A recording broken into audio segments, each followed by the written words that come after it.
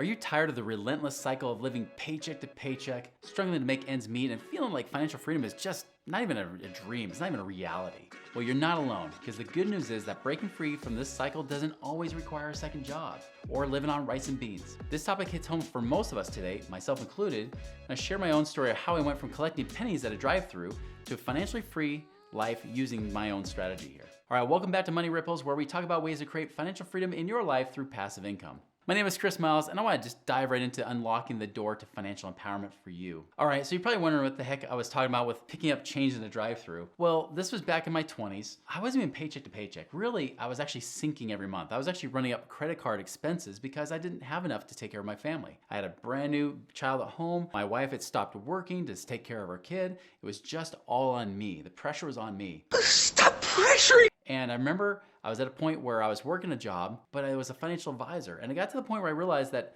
the job was actually costing me more than I can make as a financial advisor. But like many financial advisors, sometimes financial advisors can be brokers because they can be broker than you and I are. Well, when I quit that job, the reality, the fear set in that all of it was on my shoulders. I had to take care of my family with just what I was making on commissions only. And that pressure, that stress got to me to the point where I couldn't do new business. Pretty much I drove away business because I was so desperate for money. And as a result, I was wondering what to do. I was out of money. I was already into my overdraft account. So I was literally at negative numbers in my account. And I was just trying to find a way to make money. What else can I do to make money without having to go back to that job I had just quit months prior? Well, I figured out the answer was people make money while they sleep. Maybe I should make money while others sleep. So I set my alarm for midnight. I woke up and I went out in the cold 25-degree weather, out there in the drive-thrus, middle of the night, picking up change. Because where else can you find money? When people drop change at drive-thrus, right? Whether it's at the bank or at the drive-thru, Wendy's window, wherever it might be,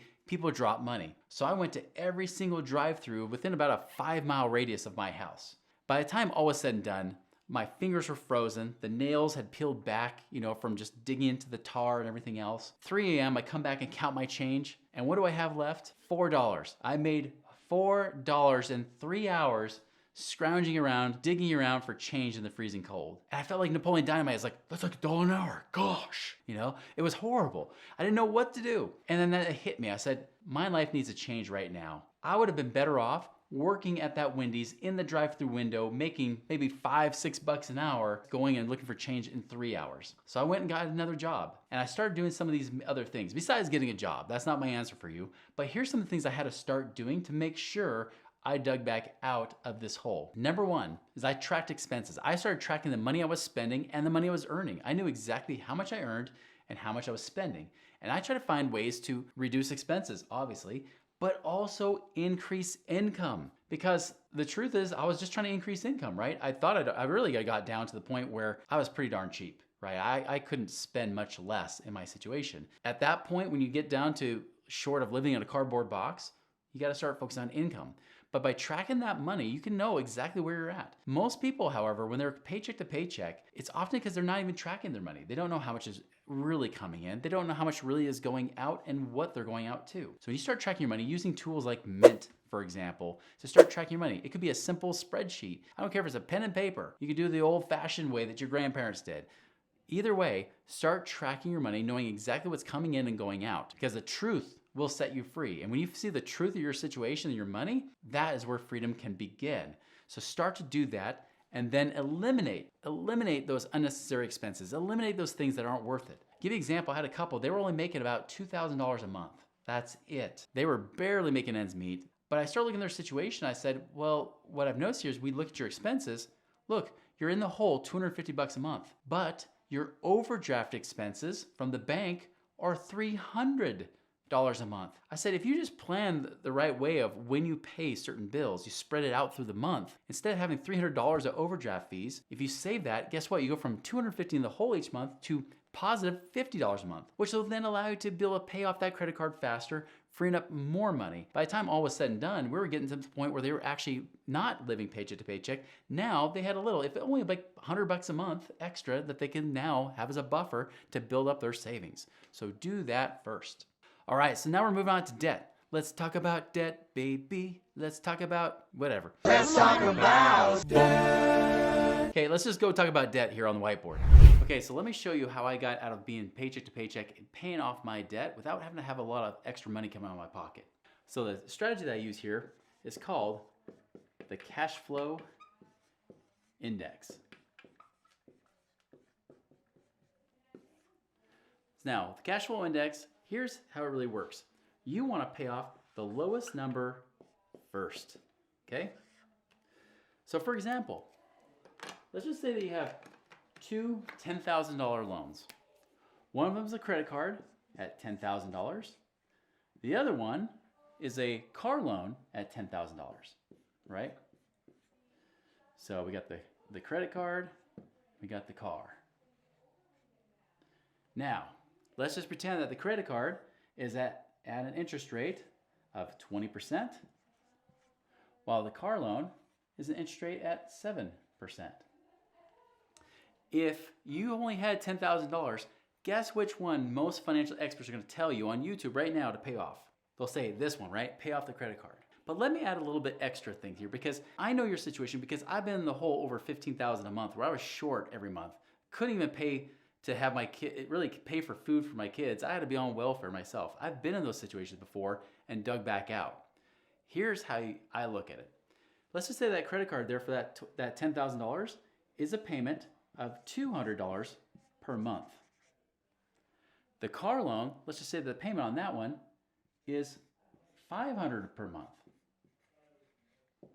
If you're living paycheck to paycheck, which one creates the greatest amount of stress for you?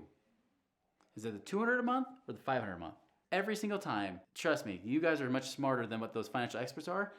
$500 a month is what they'll say. Now the financial experts say, yeah, but the interest rate, you gotta pay that off. You gotta live on rice and beans till that's gone. No, you don't.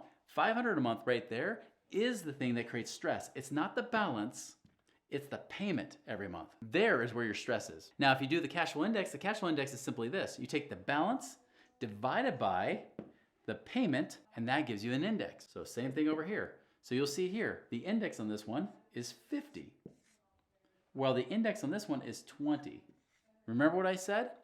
You pay off the lowest index first. So I go for that one because it's 2.5 times more efficient to pay that off. Or in other words, 2.5 times the payment for the same balance. Because the truth is, your finances don't look like this where it's perfectly, where you see apples to apples, right? You got numbers all over the place. I've had people with as many as 16 credit cards that we've used this to help pay off and create a good game plan to pay that off. So this is what we do. If you have 10,000 bucks, you pay this sucker off, get rid of that $500 a month, and guess what that $500 a month now goes to next? The next lowest index, which is right here. Because many people argue, they'll say, Chris, but you're going to debt. This is evil. This is bad. Look at that interest rate. Well, now I got the $500 a month that's optional, that if anything happens in my life, if anything happens where there's unexpected expense, or there's something that goes on with my income, I get laid off, I am very grateful I don't have to make that $500 a month payment. But if I can take that $500 and pay off on that $200, now I'm paying $700 a month to that. Guess what? I'm gonna be paying this sucker off in roughly almost a year. That 20% means almost jack squat in 1 year. Do the math. If you do the math online with calculators, you'll see you don't pay that much in interest, but you pay this sucker off. And by the way, every $50 you pay off on that credit card, you free up $1 a month. So if you're adding an extra $500, you just reduce this down another 10 bucks plus what you're already paying anyways. So you're actually probably freeing up about $12 a month each and every time you pay down that credit card after you paid off that car loan. That's the key. Now, someone will ask me, where's the interest rate come into effect? My big opinion about that is ignore the interest rate. Unless these two are tied, and say if this were 50 and this were 50, then yes, I pay off the credit card. But that's the secret, guys. That's what helped me get out of debt faster and safer than the ways when they say, well, pay off that thing, you $200 a month, but then I still have to make that $500 a month payment, which if I'm late on that, I still have issues, don't I? So that's the secret, guys. You use this cash flow index to help determine which debt you pay off first, and then you start snowballing to the next one and to the next one as you move up that list. If you do these things, your life is under control, congratulations. Now, if you want to take it to the next step and wondering what to do with that money you freed up, check out this next video about why infinite banking is the answer. Are you living paycheck to paycheck where there's just too much month at the end of your money? You just want to know how you can get out of this stupid rat race? Well, there's 3 things I can give you that can actually help you do that. One of them is to start tracking your money right now, watching your income and your expenses. Use tools like Mint to help you do that. The next 2 reasons might surprise you, are kind of creative. So check that out in the description below to see what those are.